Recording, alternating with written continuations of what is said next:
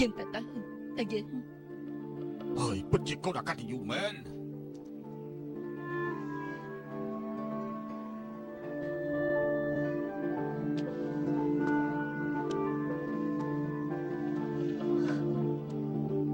លោកម្ចាស់គ្រាន់តែជ័យឆៅមួយគ្រាប៉ុណ្ណោះអ្នកនាងក៏ពិបាកចិត្តអីខ្ញុំមិនអីទេអាចចេញទៅវិញចាចា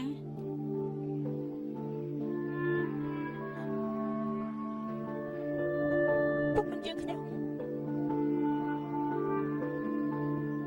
ម៉ែក៏មិនព្រមជឿខ្ញុំដែរនៅលើលោកនេះគ្មានអ្នកណាម្នាក់ព្រមជឿខ្ញុំទេហេតុអីទៅហេតុអីទៅហេតុអីទៅ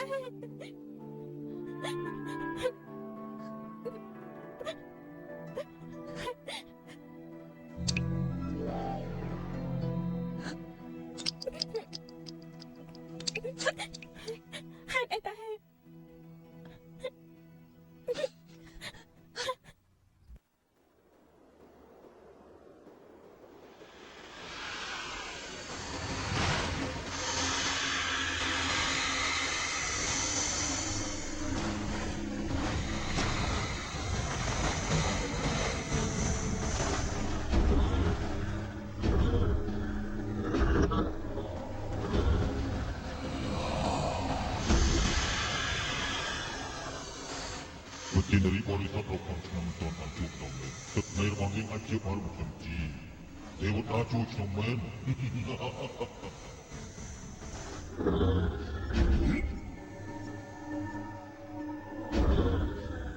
ាងជួបនឹងរឿងអយុត្តិធម៌គ្មានកន្លែងស្នឹងបាន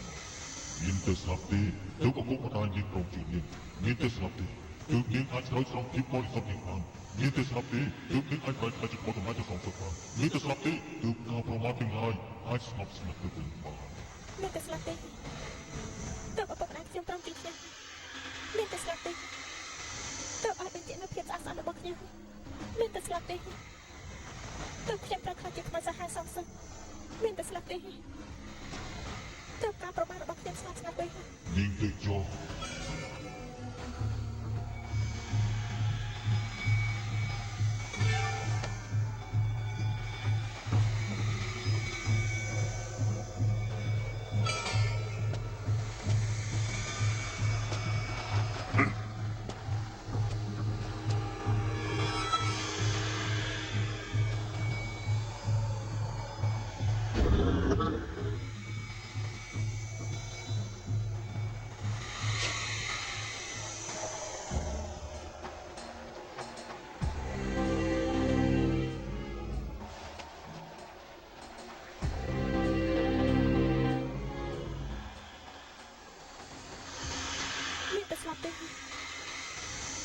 ទើបពុកនៅមកខ្ញុំជឿខ្ញុំ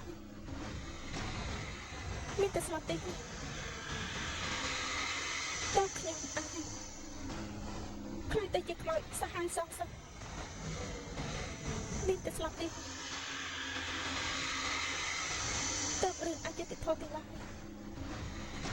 ត្រូវបបាត់ចោល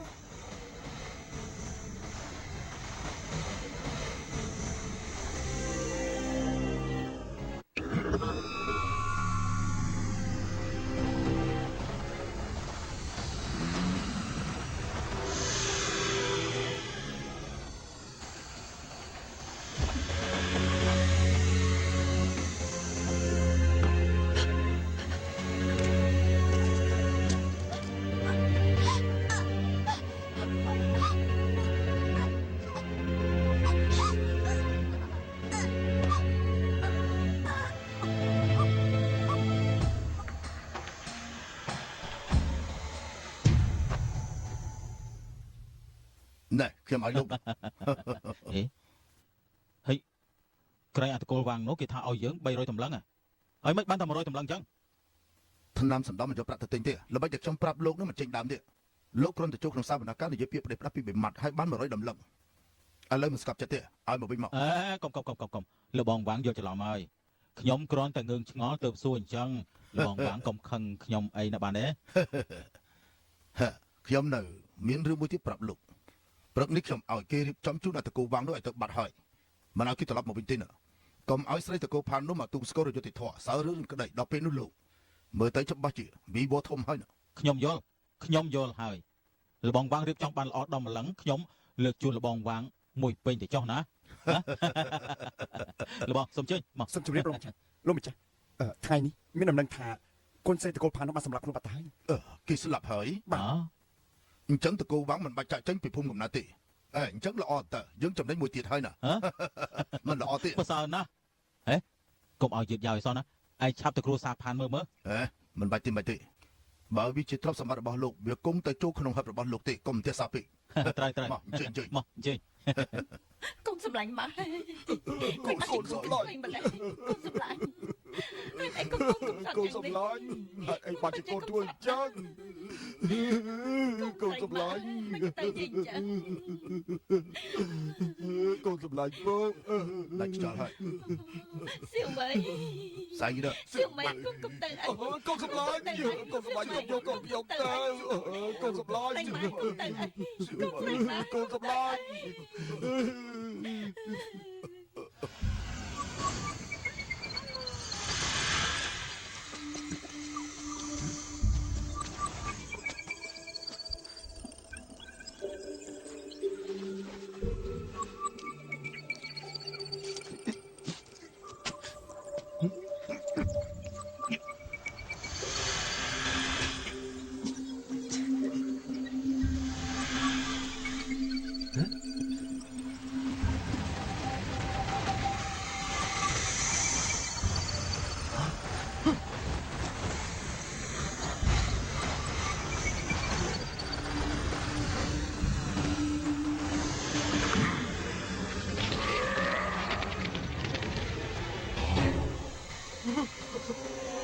បើឯងមិនចង់មកទេថាមកជួយយើងទៅ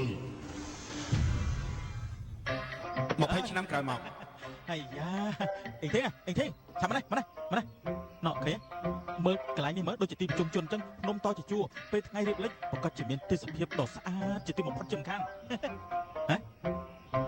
តែឯងគិតចង់មើលទេសភាពនៅទីនេះរហូត គំនិតល្អមែនទែនសមជាមិត្តដ៏ល្អបំផុតតាំងពីតូចដល់ធំរបស់ហានជីជូខ្ញុំមែន អាយ៉ាគ្នាសុំវងឯងទៅចុះបើសិនជាពួកយើងធ្វើដំណើរទៅដល់កន្លែងគោលដៅដែលយើងទៅនោះយើងនឹងអាចមានពេលដើរលេងហើយខ្ញុំចង់ទៅមើលសភៅផ្ទះបងអូនជារូនមួយរបស់ឯងទៀតផង ឯងធ្លាប់លឺអត់មើលសភើ10000ក្បាលមិនស្មើនឹងធ្វើដំណើរ10000យោជណាឥឡូវខ្ញុំនាំឯងដើរលេងគ្រប់កន្លែងឲ្យមានការយល់ដឹងច្រើនចំពោះចំណេះទាំងនេះណាក្នុងសភើអត់មានទេឯងគួរតែអរគុណ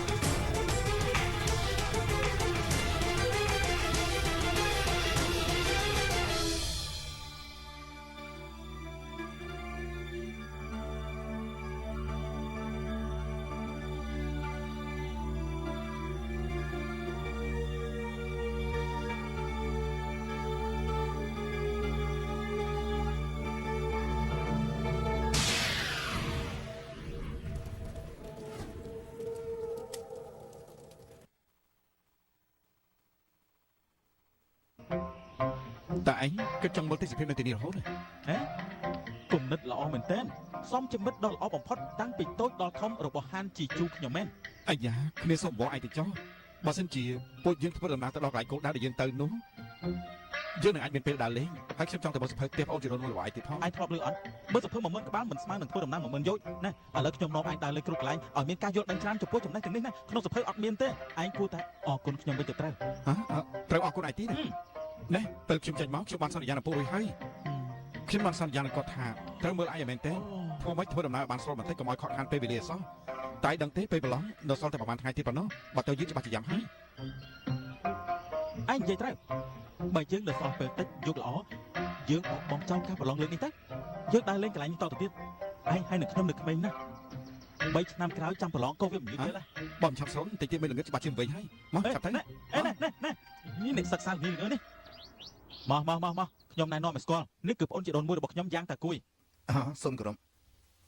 ចំណែកខ្ញុំឈ្មោះអ៊ីងធីងជាមិត្តភក្តិរបស់គេ ណែកុំឃើញគេសភាពអញ្ចឹងការពិតគេកាយជាងម្ដាយខ្ញុំហើយគួរឲ្យធុញជាងឪពុកខ្ញុំទៅទៀតអត់ការធ្វើជាប្រាប់ខ្ញុំថារៀនសូត្រ អេមានមិត្តស្នាមបែបនេះជាការប្រសាន ឥឡូវឯងថាទៅមើលគេតែងតែនិយាយថាមិត្តភក្តិគឺតែងតែមានអត្តចរិតដូចគ្នាប៉ុន្តែគេហែងខ្ញុំនេះខុសគ្នាមិនដៃ ផ្ទះមួយនេះឪពុកខ្ញុំបានទុកឲ្យខ្ញុំហើយខ្ញុំក៏ឲ្យគេមកបោះសមាធិនេះបានស្អាតរួចអស់ហើយអ្នកទាំងពីរអាចនៅទីនេះបាន រួចចលោកនៅណាដែរ អូផ្ទះខ្ញុំនៅលេខក្រុងមិនឆ្ងាយពីទីនេះប្រហែលទេ អូ ណែអូនប្រុសពេលពួកយើងដើរចូលមកឃើញផ្ទះនេះធំហើយល្អទៀតប៉ុន្តែមិនឯងមិនអញ្ចឹង ផ្ទះនេះពេចបើតែជារបស់ឪពុកខ្ញុំតែគាត់ត្រូវជួលគេឲ្យជួយមើលថែចំពោះខ្ញុំមិនមែនជាផ្ទះដូនតាខ្ញុំមិនចាំបាច់នៅទីនេះទេ ជារបស់ឪពុកឯងតែមិនមែនស្អីទៅហើយនៅឯងផងមិនអាចផងស្អីទៀតអាយ៉ាខ្ញុំដូចជំយល់តអសោះនេះ ហើយបាននិយាយទៅរឿងនេះវាបែកឆ្ងាយណាស់ចាំមានឱកាសខ្ញុំនឹងនិយាយប្រាប់ណាពេលនេះខ្ញុំរៀបចំអ្នកទាំងពីរបានស្រួលបួសិន ល្អតាណែចាប់រកបន្ទប់មួយតា តែយ៉ាង ចេញ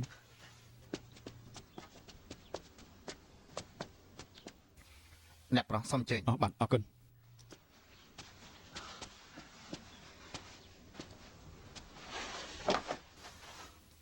មកសុំចេញ ចុះ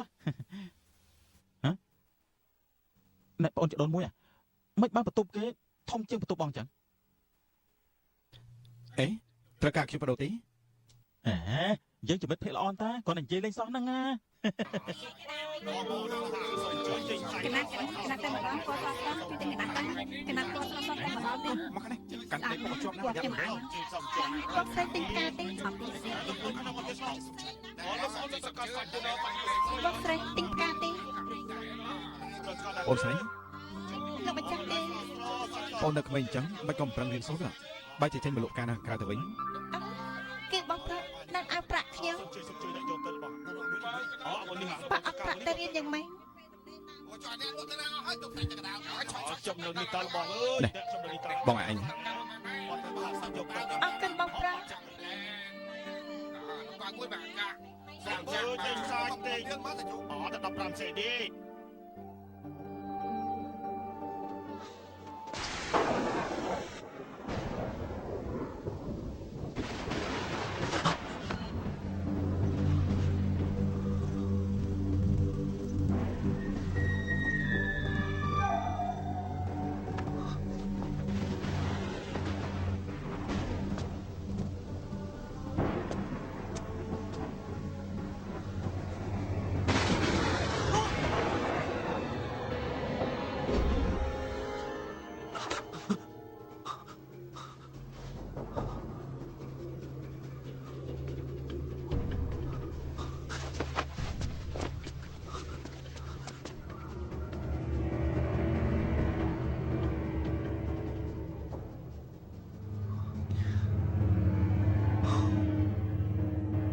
អីទាំងឯងមានចាប់អារម្មណ៍ថាក្នុងបន្ទប់នេះដូចជាមានចំហាយអីតិចតិច ខ្ញុំឯងនេះខ្ញុំខឹងនឹងឯងស្ទើរតែចេញភ្លើងទៅហើយនឹងទេហើយនេះមកជាឯងមានអារម្មណ៍ដូចជាតែជាលោម្លេះ អញ្ចឹងគឺល្អហើយពីព្រោះឯងរៀនចូលផងហ្នឹងយល់ល្អទុកចោលសិនទៅហើយចេញទៅដើរលេងជាមួយខ្ញុំគយកូនផ្កាវិញបានអត់ហេណែ យ៉ាងម៉េចអាចចង់ធ្វើអីហ្នឹង មើលផ្កាមិនចាំបាច់ចេញពីផ្ទះទីនេះមានផ្កាអង្គាសិលមក អេពិតជាផ្កាគីសិលមែនតាក៏ប៉ុន្តែផ្កានេះដូចជាចិត្តរយទៅហើយ អូចម្លែកមែនណោះខ្ញុំមិនដែលឃើញផ្កាឯណាដោះចេញពីអញ្ចឹងទេ បើតាមខ្ញុំយល់ផ្កាគីសិលនេះគួរតែដោះនៅខាងក្រៅរួចចុះហេតុអីបានជាផ្កានេះជ្រៀតតាមជញ្ជាំងចូលមកដល់ខាងក្នុងអញ្ចឹង បញ្ជាក់ថាផ្កាអង្គាសិលនេះវាមានកម្លាំងជីវិតខ្លាំងក្លាណាស់ ឆ្លងកាត់ព្រិលនិងខ្យល់នៅអាចរੂបានក្នុងចំណោមផ្កាឯងគឺជាផ្កាដែលខ្លាំងជាងគេហួសរដូវនឹងត្រូវរੂរយឯងបើគិតពីកិត្តិយសគឺតែកំសាន្ត ល្អណាស់ បាទហើយណែ ម៉េច ឥឡូវនេះខ្ញុំសូមកំណាត់រួចហើយឲ្យផ្ការីកក៏មករួចហើយដែរឥឡូវតែអាចទៅបានឯនៅ ហេ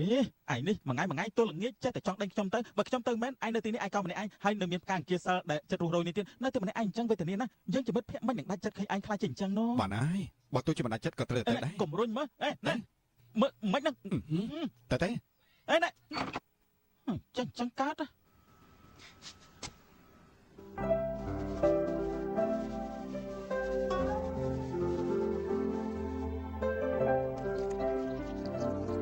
ចាប់ពីថ្ងៃនេះតទៅខ្ញុំនឹងមកស្រោចទឹកឯងរាល់ថ្ងៃណាឯងនៅទីនេះខំលូតលាស់បានល្អទេ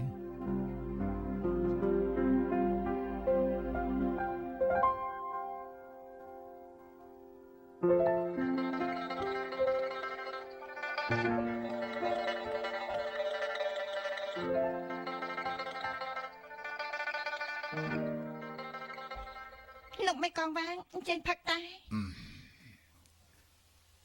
រឿងក្តីនេះគួរឲ្យសង្ស័យហើយច្បុកច្បោះច្រើនណាស់ថ្ងៃមុននៅសវនកម្មខ្ញុំបានសួរច្រើនដង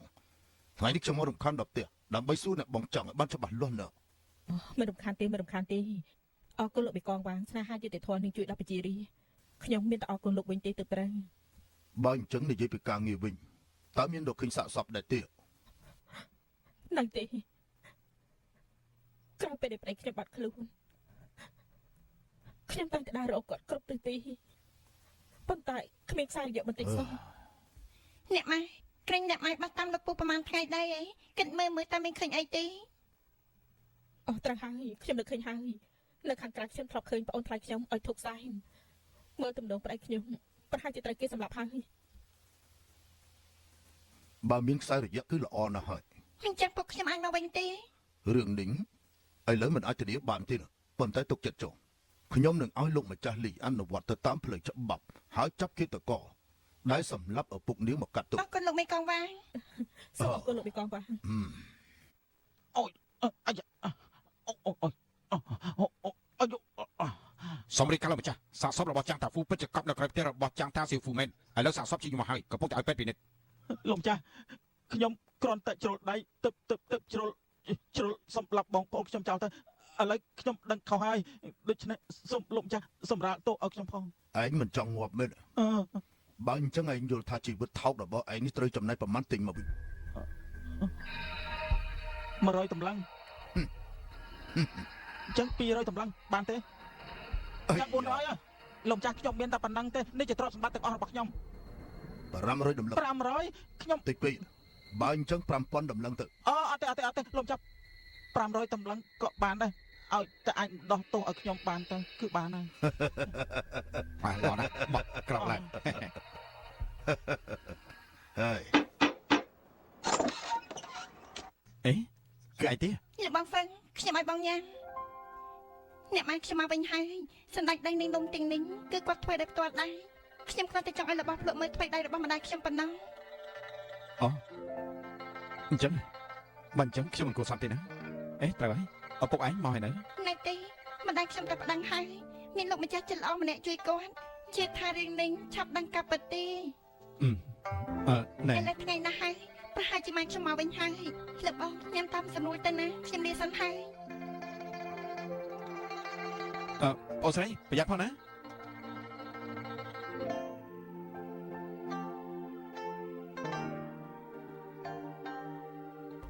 អេអ្នកម៉ែមកវិញហើយលោកមេកងវាងគឺលោកទីអេ ស៊ូជីឯងមកវិញប្រសើរហើយ លោកមេកងវាងតែម្ដាយខ្ញុំនៅណាគាត់តែសាលាស្រុកអស់កន្លះថ្ងៃទៅហើយគួរតែដល់ពេលគាត់ត្រឡប់មកវិញហើយណា បើអញ្ចឹងឯងដឹងថាម្ដាយឯងហេតុអីទៅសាលាស្រុកទេហើយសាកសពឪពុកឯងគេរកឃើញហើយឪពុកឯងគឺត្រូវពូឯងសម្លាប់ឥឡូវរឿងនេះវាតាក់ទងដល់ជីវិតមនុស្សសំខាន់ត្រូវឲ្យចំណាយស្រុកដោះស្រាយដោយផ្ទាល់ម្ដាយឯងជាជនសំខាន់ហេតុនេះហើយបានជាត្រូវឲ្យគាត់ទៅសាលាស្រុកមុនពេលកំណត់នោះ ត្រូវឲ្យក្មួយជីម្ដាយរបស់ក្មួយបារម្ភដែរណាទើបបានជាឲ្យលោកមេកងមកហៅក្មួយឲ្យទៅជួបនឹងគាត់ក្មួយគួរតែទៅជួបនឹងគាត់តិចទៅ លោកមេកងត្រេស្នៃរៀបចំរួចហើយបាទ បានហើយឆាប់ចេញដំណើរទៅ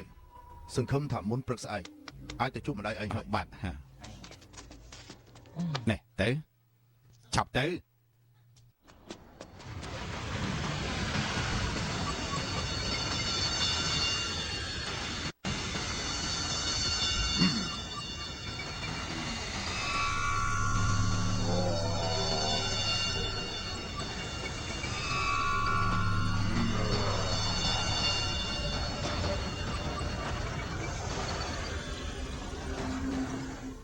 លោកគ្រូលោកគ្រូឥឡូវស្មារតីលោកគ្រូកាន់តែល្អជាងមុនហើយណាបញ្ជាក់ថារបួសដែលលោកគ្រូត្រូវរបួសនោះឆាប់ជាសះស្បើយហើយ រឿងទាំងនេះគួរតែអរគុណក្មេងស្រីដែលឯងយកមកពួកវាจะស្រូបមកហើយបរិសុទ្ធហើយពួកវាអត់មានទទួលអ្វីខុសពីខាងក្រៅទេ នេះជាកាតព្វកិច្ចរបស់ខ្ញុំទេឲ្យទៅលោកគ្រូឆាប់ជាហាត់វិជាគុណទីបាត់ទោះបីជាខ្ញុំពាក់ដូចជីវិតក៏សុខចិត្តដែរណាខ្ញុំមិនប្រកែកមួយម៉ាត់ទេ ហើយបានធ្វើកិច្ចការជាច្រើនឲ្យយើងមែនយើងយល់ហើយនេះគឺជាឆ្នាំអង្គអាយុឲ្យតែផឹកមួយគ្រាប់ឲ្យបានអាយុ1ឆ្នាំឯងសោយសុខទៅណា អរគុណហើយលោកគ្រូអីបើគ្មានឆ្នាំបន្តអាយុរបស់លោកគ្រូទេខ្ញុំប្រហែលជាត្រូវ ឯងរៀនវិជ្ជាពីលោកគ្រូអ្វីដែលឯងរៀនចិត្តគឺជាវិជ្ជាកប៉ុណ្ណោះគ្រាន់តែអាចយកមករកស៊ីទេមិនអាចប្រាប់ទេបានឡើយ រឿងនេះខ្ញុំយល់ហើយតែពីដើមមកខ្ញុំគ្មានកំណត់អីទេខ្ញុំគ្រាន់តែចង់បានប្រាក់បន្តិចបន្តួចអំណាចបុណ្យសង្ឃខ្ញុំគ្មានចំណូលចិត្តទេ យើងមានឯងជាកូនសិស្សស្មោះត្រង់នេះយើងអាចបង្កុំស្មារតីនៅទីនេះហាត់គុណជាបារបស់បានហើយថ្ងៃក្រោយយើងសុំសិលថាជាមុខយើងអាចប្រឡប់នៅក្នុងឋានបិសាចនឹងលោកសំដល់ពេលនោះយើងមិនឲ្យឯងអត់ប្រយោជន៍ទេ ជូនពរលោកគ្រូឆាប់បានជោគជ័យដល់ពេលនោះសូម្បីតែថៃសាំងឡូជីកក៏ទុកមុខទុកមាត់ឲ្យលោកគ្រូដែរ ល្អណាស់ ទិញផ្កាទេទិញផ្កាទេទិញផ្កាទេ សេជី បោកប្រាស់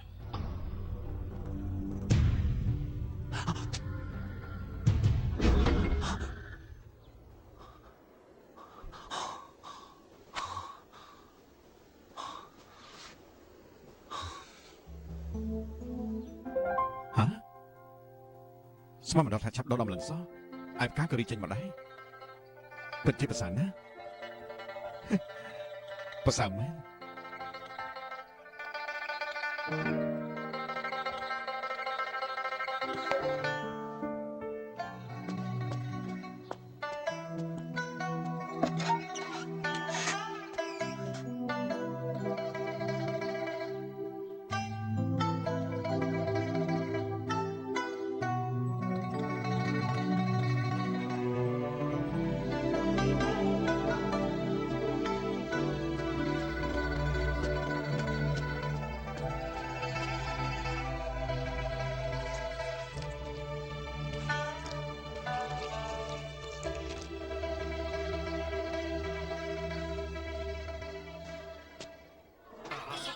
ណា ទេចា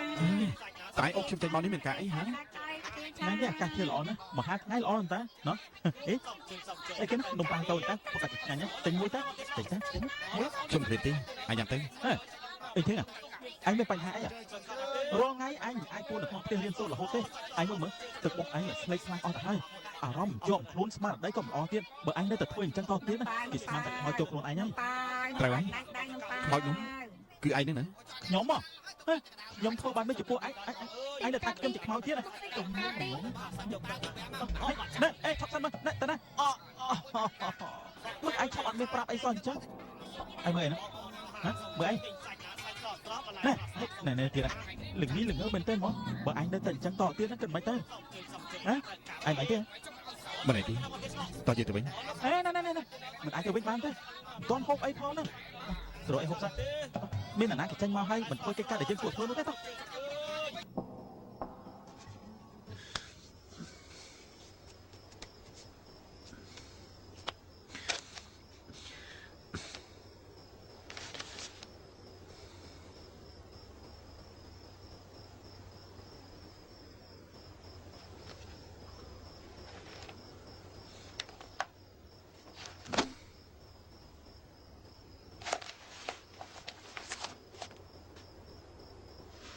អ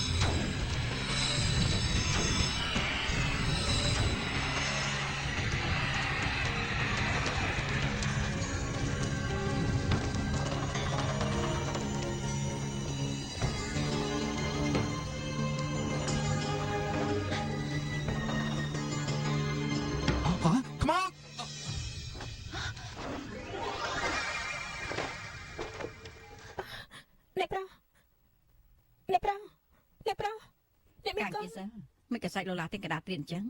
សាច់តតែខ្ញុំដេកបន្លក់ មីងហងមកចាំពេលល្អណាស់ជួយមកគាត់ផងតើគាត់ស្លាប់ឬរស់ គេអត់ស្លាប់ទេកុំបារម្ភអី គាត់អត់ស្លាប់ទេប្រសាណា ហើយការពិតវាសនាបានកំណត់ថាគេត្រូវទៅជួបព្រះអគីនាងចេញមកជួយគេចាត់ទុកថានាងរវល់រឿងប្តីប្រាស់ទៅហើយបើឲ្យលោកតាមចាស់ដៃដឹងប្រកាសជាមករករឿងខ្ញុំទៀតហើយ មីងហងគេជាអ្នកមានកូនរបស់ខ្ញុំគេជួយស្រោចទឹកឲ្យខ្ញុំរាល់ថ្ងៃអ្នកមីងមើលឥឡូវខ្ញុំស្អាតជាងមុនហើយមែនទេចាត់ទុកថាមីងធ្វើបើល្អចេះជួយគេផងដែរ